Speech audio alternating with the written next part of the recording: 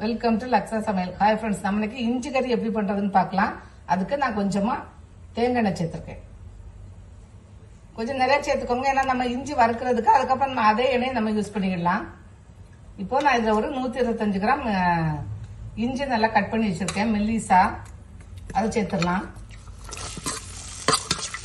சேர்த்துட்டு நல்லா கொஞ்சம் ஓரளவு நல்லா ப்ரௌன் ஷேட் வரும்போது எடுத்துடலாம். நான் இப்போ காட்டுறேன். இப்போ நான் இந்த அளவுக்கு புளி எடுத்து நல்லா வாஷ் பண்ணிட்டு ஊற வச்சிடலாம். அப்புறம் நம்ம இஞ்சி எல்லாம் வதக்கணும், லாஸ்ட்ல சேர்த்துக்கலாம்.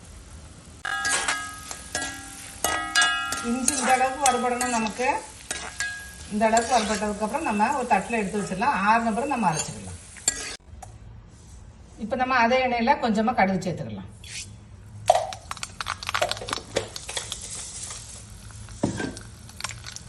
கடுகு பொரிஞ்சதும் அடுப்பை கொஞ்சம் சிம் பண்ணிக்கலாம். சிம் பண்ணிட்டு நம்ம கறி மிளகாத்தூள் சேர்த்துக்கலாம். உங்களுக்கு எந்த அளவுக்கு காரம் பிடிக்குமோ அந்த அளவுக்கு சேர்த்துக்கோங்க. கொஞ்சமா மஞ்சள் தூள் சேர்த்துக்கலாம். நம்ம ஊற வச்சு புளி தண்ணி சேர்த்துடலாம்.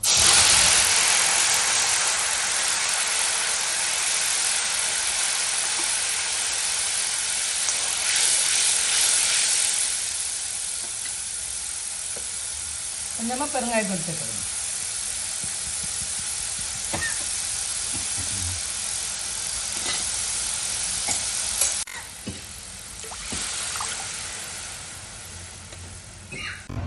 இப்போ நான் இதில் 2 பீஸ் வெல்லம் எடுத்து வச்சிருக்கேன், அச்சு வெல்லம். அதை நம்ம நல்லா நைஸா பொடிச்சிடலாம். அதுக்கப்புறம் நமக்கு எவ்வளவு தேவையோ அந்த அளவுக்கு நம்ம யூஸ் பண்ணிடலாம். நம்ம பொடி பண்ணி வச்சுட்டா நமக்கு ஈஸியா இருக்கும். இப்போ நம்ம புளியெல்லாம் நல்லா கொதிச்சு பச்சை வாசனை போயிடுச்சு. இப்போ நம்ம வெள்ளத்தை இடிச்சு வச்சு வெள்ளத்தை சேர்த்துக்கலாம். உங்களுக்கு இன்னும் கொஞ்சம் இனிப்பு தேவைன்னா கூட கொஞ்சம் போட்டுக்கோங்க, இல்லாட்டி கொஞ்சம் குறைச்சிக்கோங்க. இல்ல உங்களுக்கு குறைய வெல்லம் போதுன்னா குறைய வெல்லம் போட்டுக்கோங்க, அவ்வளவுதான். இது இஞ்சி கறிக்கு கொஞ்சம் வெல்லம் போட்டிங்கன்னா தான் நல்லா இருக்கும். நீங்க டேஸ்ட் பண்ணி பார்த்துட்டு சேர்த்துக்கோங்க. இப்போ வெல்லம் போட்டு நல்லா கொதிக்குது. நம்ம உப்பு சேர்த்துடலாம். நம்ம இஞ்சி கொஞ்சம் காரமா இருக்கனால மிளகாத்தூள் கம்மியா சேர்த்தா போதும். இப்ப நம்ம வறுத்து வச்ச இஞ்சி நல்லா மிக்சியில போட்டு பொடிச்சுக்கலாம். ரொம்ப நைஸா அரைக்க வேண்டாம், நான் பொடிச்சிட்டு காமிக்கிறேன். இப்ப நம்ம இஞ்சி இந்த மாதிரி குறைன்னு அரைக்கலாம்.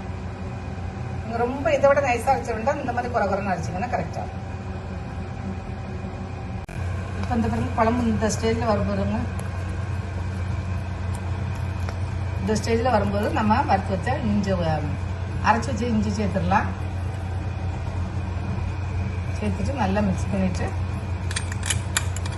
கொஞ்ச நேரம் நல்லா அப்படியே நம்ம சிம்மில் வச்சுட்டு அந்த குழம்பு நல்லா எண்ணெய் தெளிஞ்சு நல்லா அழகாக வரும். அப்போ நம்ம ஆஃப் பண்ணிடலாம்.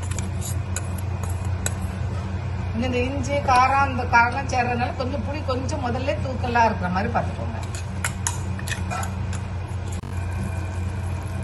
இப்போ நம்ம இஞ்சி கறி ரெடி ஆயிடுச்சு. நம்ம வெல்லம் போட்டுக்கணும். நீங்க ரொம்ப நேரம் விட வேண்டாம், அப்புறம் அந்த வெல்லம் அதுவும் சேர்ந்து ரொம்ப திக்காயிரும். இந்த ஸ்டேஜ் வரும்போது நீங்க ஆஃப் பண்ணிடுங்க. ஆஃப் பண்ணிட்டு நான் ஏற்கனவே இதுல கொஞ்சம் எண்ணெய் ஊற்றி கடுகு, கருவேப்பிலை, 2 சாம்பார் வெங்காயம், காஞ்ச மிளகாய் எல்லாம் போட்டு வறுத்து வச்சிருக்கேன். இதை நீங்க சேர்த்துடலாம். இன்கேஸ் உங்களுக்கு இது வேண்டாம் அப்படின்னா விட்டுருங்க. இது போட்டீங்கன்னா இன்னும் கொஞ்சம் டேஸ்ட் நல்லா இருக்கும். இப்போ நம்ம இதுல மேலே சேர்த்துடலாம்.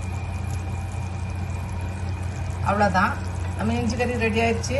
செஞ்சு பாருங்க, நல்லா இருக்கும். தேங்க்ஸ் ஃபார் வாட்சிங்.